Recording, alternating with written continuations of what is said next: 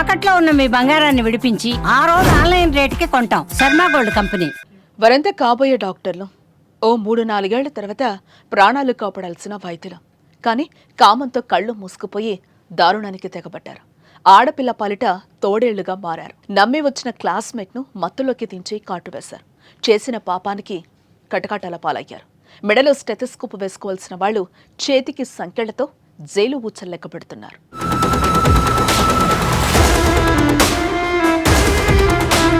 మహారాష్ట్రలోని సాంగ్లీలో దారుణం. MBBS student పై సామూహిక అత్యాచారం. కూల్ డ్రింక్ లో మత్తు మందు కలిపి ఘాతుకం. ఎవరికైనా చెప్తే అంతు చూస్తామని హెచ్చరిక. భయంతో 2 రోజులుగా మౌనంగా ఉన్న బాధితురాలు 2 రోజుల తర్వాత ధైర్యంతో పోలీసులకు ఫిర్యాదు. బాధితురాలి ఫిర్యాదుతో వెలుగులోకి వచ్చిన ఘటన. 3 నిందితుల్లో 2 ఆమె క్లాస్మేట్స్.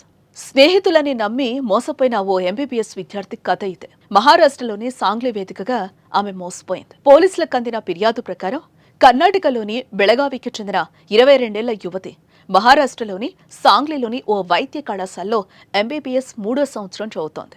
మే 18వ తేదీ ఆదివారం రాత్రి 2 క్లాస్మేట్స్ సినిమాకు వెళ్దామంటే ఓకే చెప్పింది. 2 మంచి స్నేహితులే అని నమ్మిన ఆమె వారి ముసుగు వెనక ఉన్న అసలు స్వరూపాన్ని గ్రహించలేక సినిమాకు వెళ్లేందుకు సిద్ధమైంది.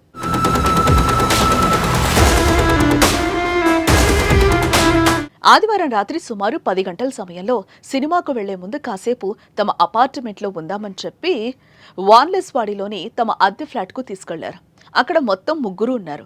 2 క్లాస్మేట్స్తో పాటు మరో స్నేహితుడు కూడా వారితో కలిశాడు. ఆ 3 మద్యం సేవించారు. బాధితురాలికి మత్తుమందు కలిపిన కూల్ డ్రింక్ ఇచ్చారు. అది తాగిన కొద్దిసేపటికి ఆమె మత్తులోకి జారుకోగా 3 కామవాంఛ తీర్చుకున్నారు. స్నేహితురాలనే కనికరం లేకుండా ప్రవర్తించారు.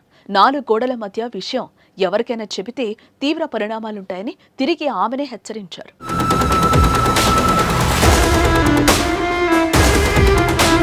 నిందితుల వార్నింగ్తో 2 రోజులు భయంతో ఉండిపోయిన బాధితురాలు చివరకు ధైర్యం కూడగట్టుకుని మంగళవారం రాత్రి తన తల్లిదండ్రులకు జరిగిన దారుణాన్ని వివరించింది.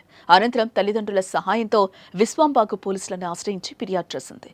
ఫిర్యాదు అందుకున్న వెంటనే పోలీసులు 3 నిందితులను అదుపులోకి తీసుకున్నారు. బుధవారం వారిని సాంగ్లీ కోర్టులో హాజరుపరచగా న్యాయస్థానం నిందితులకు మే 27 వరకు పోలీస్ కస్టడీ విధించింది. ఆమె పోలీసులకు చేసిన ఫిర్యాదుపై విచారణ జరుగుతోంది. ఆధారాలు సేకరిస్తున్నారు. కేసు నమోదు చేసిన వెంటనే వైద్య పరీక్షల నిమిత్తం బాధితురాల్ని ఆసుపత్రికి పంపించారు. ఈ నేరం రుజువైతే నిందితులకు కనీసం 20 ఏళ్ల జైలు శిక్ష పడే అవకాశం ఉంది.